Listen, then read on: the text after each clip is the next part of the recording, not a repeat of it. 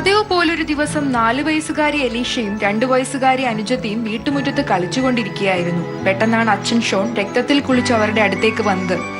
വീടിന് പിറകിൽ വീണ മരം മുറിച്ചു മാറ്റാനുള്ള ശ്രമത്തിനിടെ ഷോണിന്റെ വലത്തെ കൈ അറ്റുപോവുകയായിരുന്നു. വേദന കൊണ്ട് പൊളഞ്ഞ ഷോണിനെ രക്ഷിക്കാൻ എലീഷയ്ക്ക് തെല്ലും ആലോചിക്കേണ്ടി വന്നില്ല. അമ്മയുടെ അസാന്നിധ്യത്തിൽ അവൾ ഗൃഹനാഥയായി. അച്ഛന്റെ സെൽഫോൺ എടുത്ത് അൺലോക്ക് ചെയ്ത് അവൾ 911 എന്ന പോലീസ് നമ്പറിലേക്ക് വിളിച്ചു. ഫോൺ അച്ഛന്റെ ചെവിയിൽ എലീഷ വെച്ചു കൊടുത്തപ്പോൾ ഷോൺ പോലീസിനെ വിവരം അറിയിച്ചു.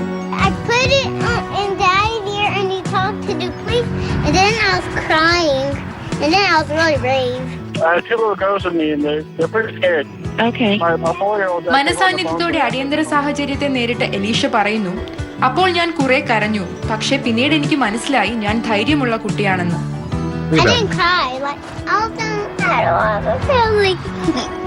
അമ്മ പറഞ്ഞു കൊടുത്ത കാര്യങ്ങൾ അതേപടി എലീഷ ചെയ്യുകയായിരുന്നു. കുഞ്ഞുങ്ങളെ എന്തും പഠിപ്പിക്കാൻ പ്രായമൊരു വിഷയമല്ലെന്ന് എലീഷയുടെ അമ്മ ആൻഡ്രിയയും പറയുന്നു.